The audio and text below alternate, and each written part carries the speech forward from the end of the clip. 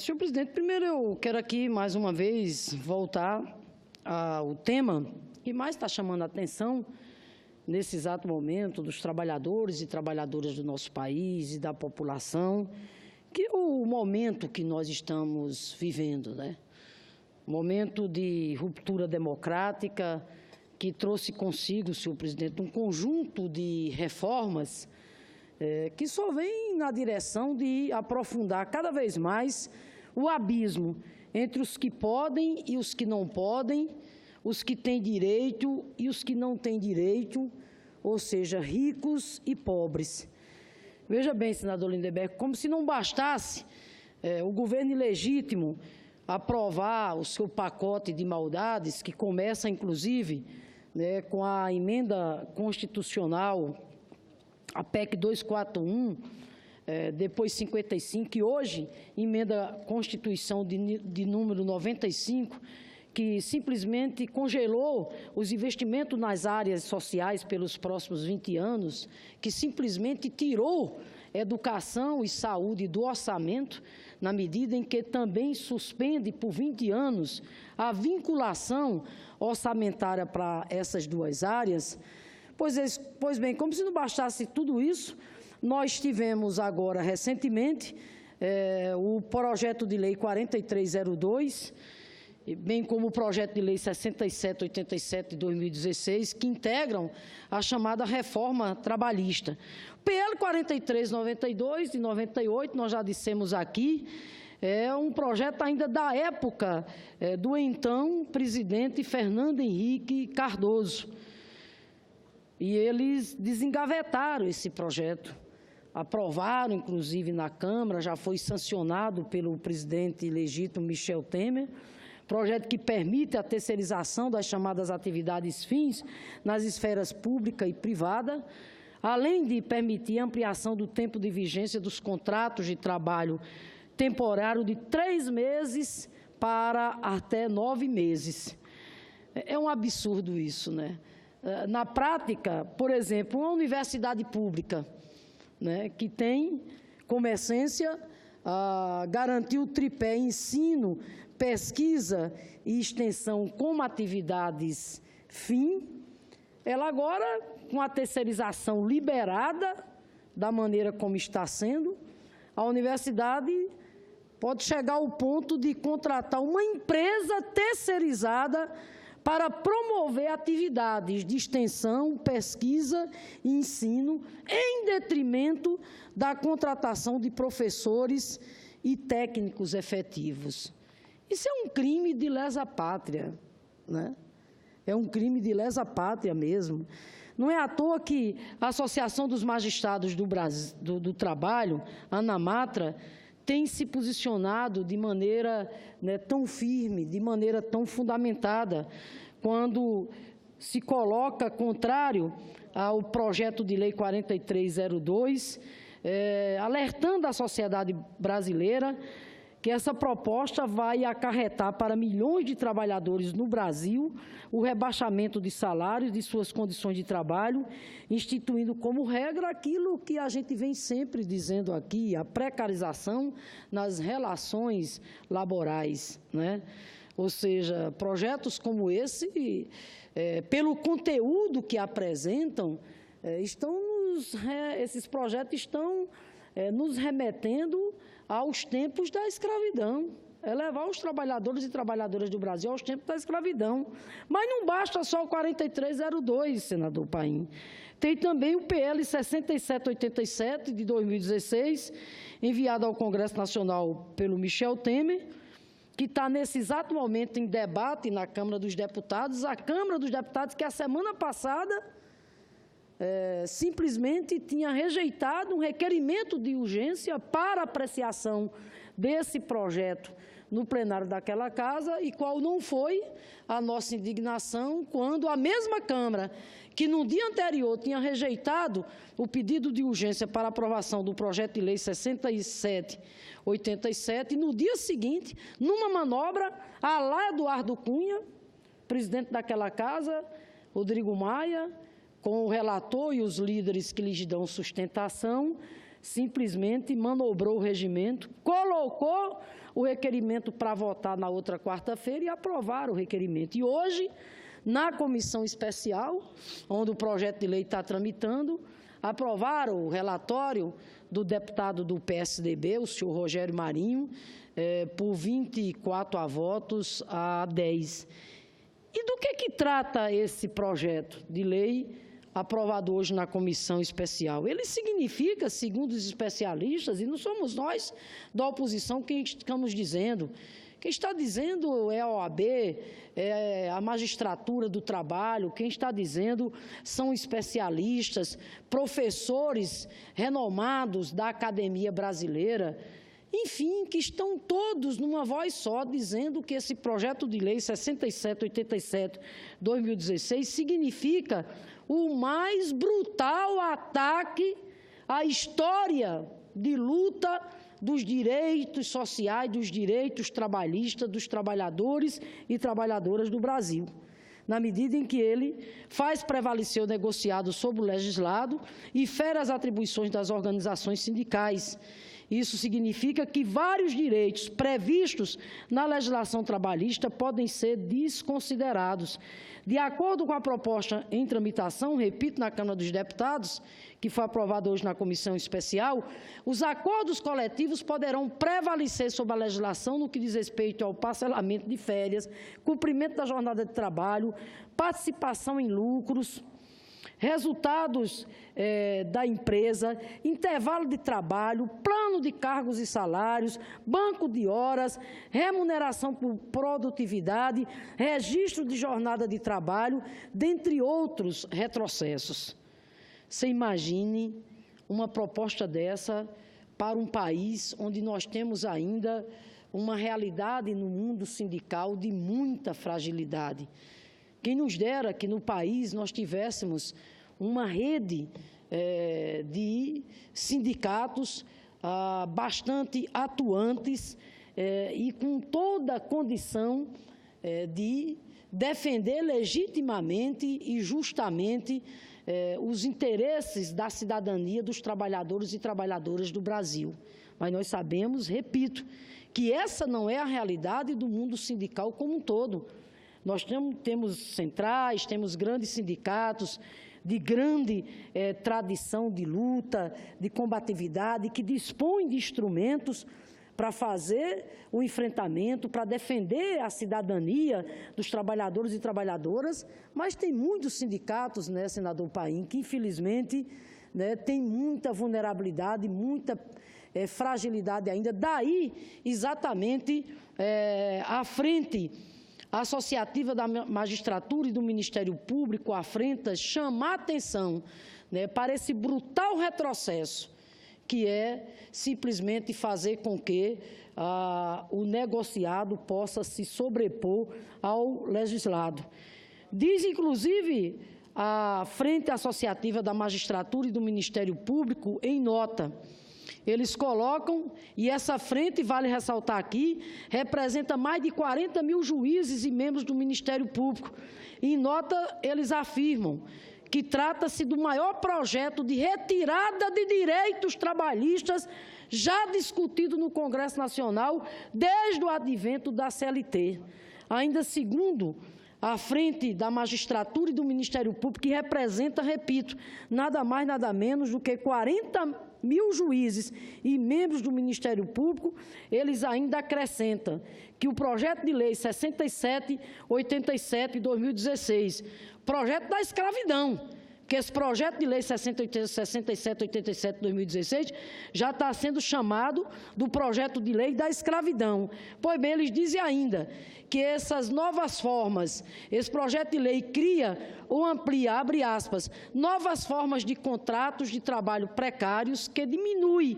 em muito direitos e remuneração, permitindo, inclusive, pagamento abaixo do salário mínimo mensal, o que concorreria para o aumento dos já elevados níveis de desemprego e de rotatividade no mercado de trabalho. Então, eu quero aqui dizer o seguinte, senador Lindenberg,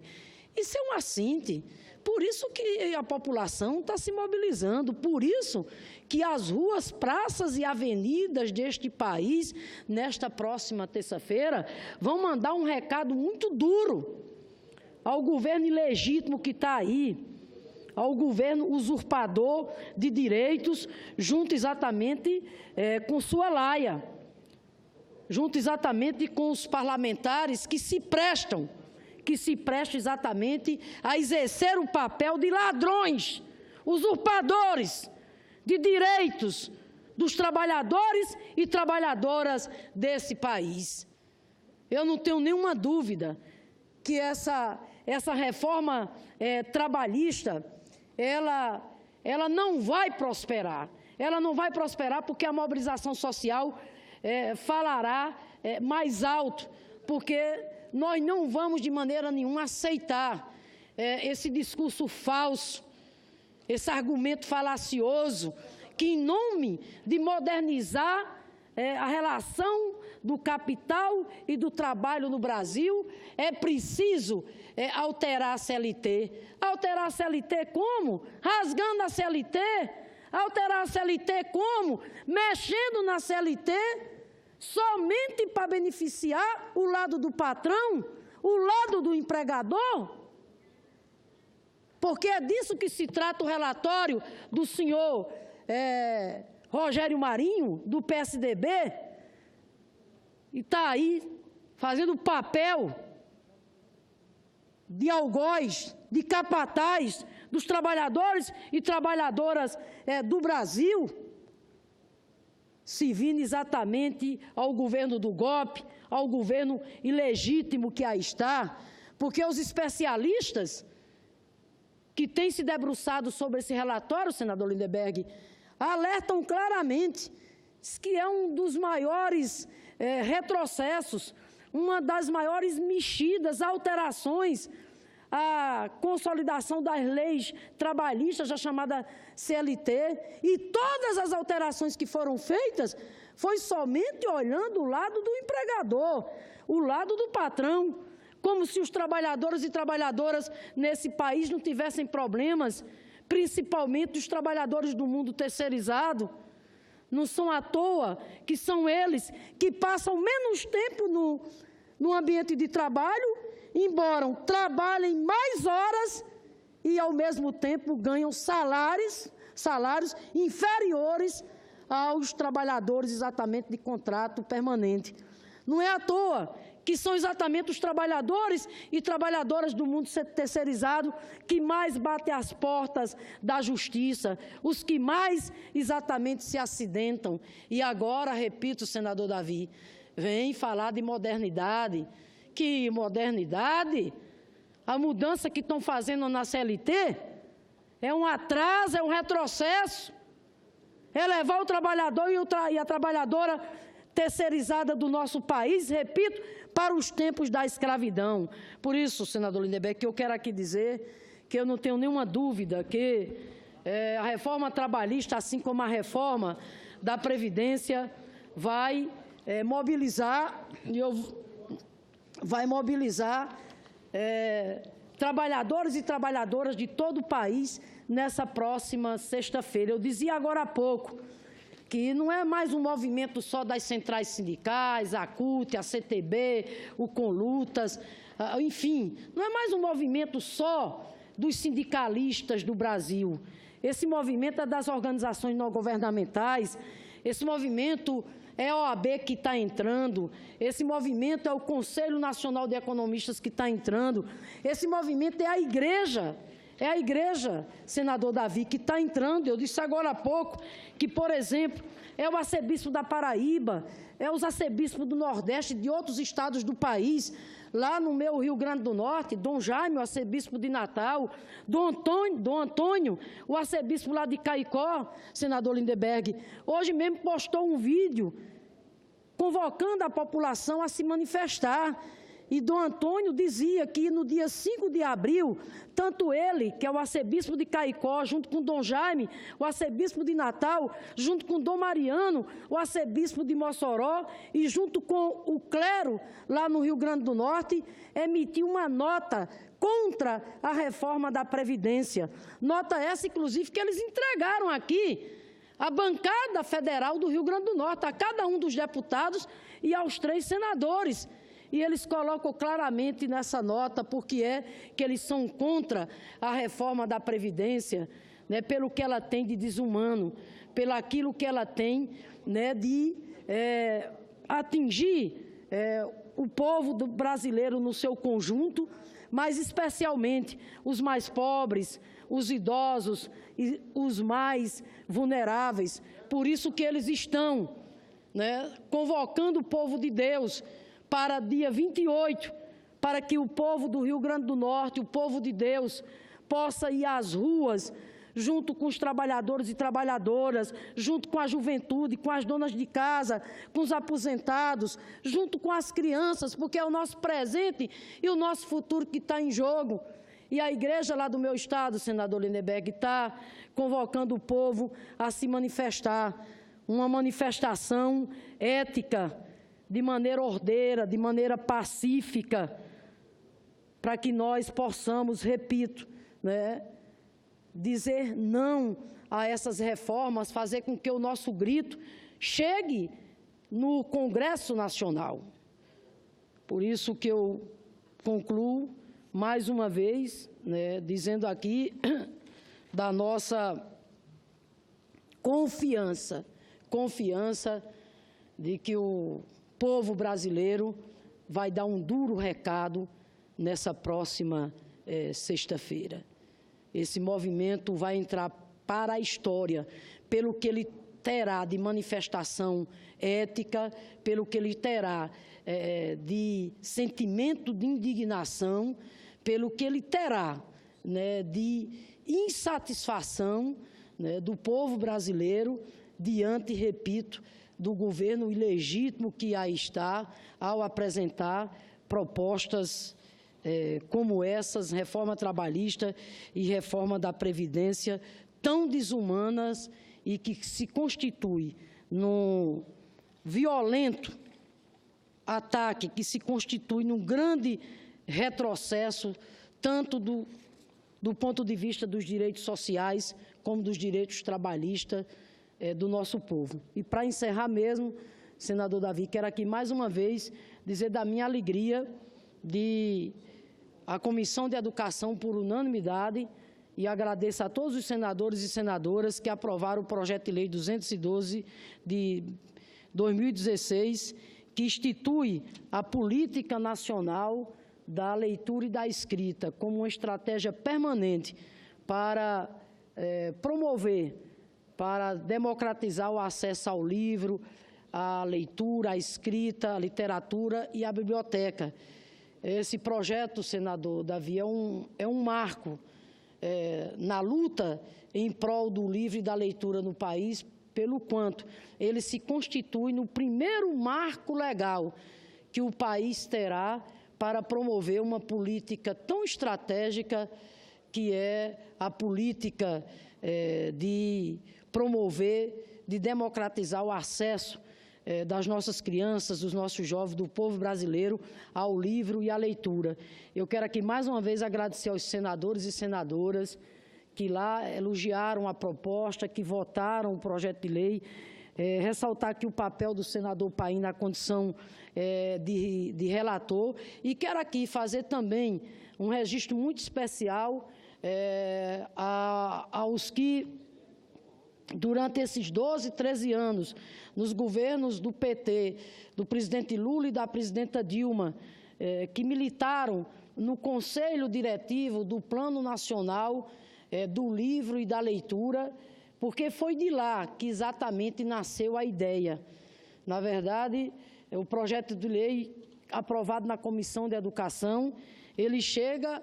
fruto desse amplo debate nesses últimos 12, 13 anos. E eu quero aqui, em nome do professor José Castilho, secretário executivo do Plano Nacional do Livro e da Leitura, agradecer a todos e todas da sociedade civil, os que militam na área do livro, a cadeia produtiva do livro também, pelo quanto, ao longo desse período, se empenharam para que nós pudéssemos dar passos importantes como a gente deu, mas ainda, senador, muito insuficientes. Por quê? Porque com a aprovação desse projeto de lei, nós vamos ter pela primeira vez, não mais uma política pública via decreto ou via uma ação de governo, mas agora uma política de Estado, para que a gente possa, repito, ter uma estratégia permanente para fazer com que esse país possa, de fato, se tornar uma nação de leitores e leitoras, um país que, infelizmente, a exemplo de outros países ainda, tem um índice de leitura muito baixo. E todos nós sabemos o quanto é fundamental, o quanto é essencial para a emancipação política, social e cultural de uma nação, de um povo, que nós olhemos com muito cuidado a questão do livro, da leitura, a questão da cultura e da educação. Encerro dizendo que a Política Nacional da Leitura e da Escrita será implementada pelo Governo da União, em parceria com os estados e municípios, com o Distrito Federal, com a sociedade civil, com a cadeia produtiva do livro. O projeto está sintonizado com o Plano Nacional de Educação, com o Plano Nacional de Cultura. É uma política que vai fomentar o debate para que nós possamos avançar do ponto de vista de termos os planos municipais do livro e da leitura, os planos estaduais. O projeto segue agora para a Câmara dos Deputados. Nós vamos exatamente acompanhar a tramitação junto com todo o movimento, para que ele possa, enfim, ter a sua aprovação na Câmara dos Deputados concluída e o mais breve possível, né, que ele seja sancionado, pelo menos é essa a nossa luta. E encerro, por fim, dizendo da nossa alegria, porque ele foi aprovado hoje, exatamente 2 dias após se comemorar o Dia Nacional do Livro e o Dia do Direito de Autor. Muito obrigada.